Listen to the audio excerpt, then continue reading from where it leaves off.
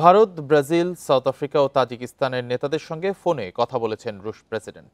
Kremlin জানিয়েছে, phone আলাপে শুক্রবার আলাস্কায় মার্কিন প্রেসিডেন্ট ট্রাম্পের সঙ্গে বৈঠকের মূল আলোচনার বিষয় সম্পর্কে নেতাদের অবহিত করেছেন ভ্লাদিমির পুতিন।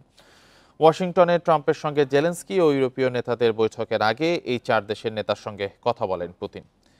সোমবার ভারতের প্রধানমন্ত্রীর কার্যালয় জানিয়েছে, পুতিনের সঙ্গে ফোন আলাপে ইউক্রেন যুদ্ধ প্রসঙ্গে ভারতের অবস্থান পুনর্ব্যক্ত করেছেন প্রধানমন্ত্রী নরেন্দ্র মোদী।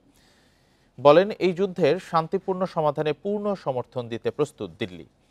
দ্বিপাক্ষিক সহযোগিতার নানা বিষয়েও আলোচনা করেন মোদি পুতিন। ঘনিষ্ঠ যোগাযোগ বজায় রাখার ব্যাপারে একমত হন তারা। ব্রাজিলের পক্ষ থেকেও ইউক্রেন যুদ্ধ বন্ধের প্রচেষ্টার প্রতি সমর্থন পুনর্ব্যক্ত করা হয়েছে।